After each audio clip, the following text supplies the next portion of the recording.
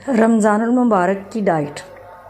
रमज़ानुल मुबारक की डाइट के हवाले से बहुत से लोग पूछते हैं कि ये ऐसे दिन हैं कि अगर आप बीमार हैं तो अपनी बीमारी से और अपनी दवाओं से इस माह मुक़द्दस में जान छुड़वा सकते हैं या इनमें कमी ला सकते हैं, क्योंकि रब करीम ने भूख में बहुत ताकत रखी है और जिस भूख के साथ मजहबी फरीज़ा और रमज़ान शरीफ की रहमतें और बरकतें भी शामिल हो जाएं तो वो आपको रूहानी और जिस्मानी तौर पर बहुत मजबूत करने की सलाहियत रखती है।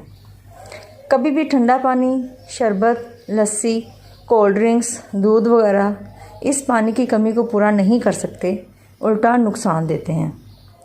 जिस्म को इस शरबत को हज़म करने के लिए काफ़ी मेहनत की ज़रूरत होती है। पहले इसकी ठंडक को ख़त्म करने के लिए जिगर की मिन्नत करके इससे हरारत ली जाती है, फिर इसकी मिठास को ख़त्म करने की तकदो। इसके बाद इसका रंग साफ़ करके चंद बूंदें पानी की खून में शामिल होती हैं। हमारे मुल्क में ख़ास तौर पे और बाकी ममालिक में आम तौर पे रोज़े का दौरानिया तकरीबन 14 घंटे के लगभग है। एक और बात याद रखें, इन 14 घंटों में हमारे जिस्म में जिस चीज़ की सबसे ज़्यादा कमी होगी वो है पानी।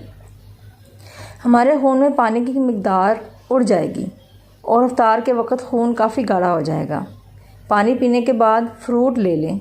कोशिश करें कि इफ्तार में पीने वाली चीज़ें और सहर में खाने वाली चीज़ें लें और सहरी से पहले 2 चम्मच जैतून का तेल या गाय का घी ले लें और इसके बाद 4 कप गर्म पानी पी लें। इसके बाद खाने की तरफ आएँ। पानी का एक नुस्खा जो काफ़ी सालों से इस्तेमाल में है और जिसका रिज़ल्ट इस्तेमाल करने वाला ख़ुद देख लेगा और लातादाद लोग इसको इस्तेमाल करके अल्लाह करीम का शुक्र अदा कर रहे हैं। सब्ज़ इलायची वाला पानी। तरीका: 1 लीटर पानी के लिए 10 अदद सब्ज़ इलायची को बीजों समेत कूट लें और पानी में डाल के ढक्कन देकर अच्छी तरह उबाल लें और रूम टेम्परेचर पर ठंडा होने के लिए रख दें।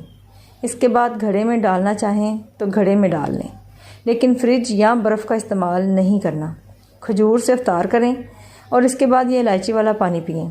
कभी भी खाली मैदे में ठंडे मशरूबात और पकोड़े ना ठूसें और ना ही खाली मैदे की आंखों में मिर्चें डालें। सेहतमंद रहें और रमज़ान की रहमतें समेटें।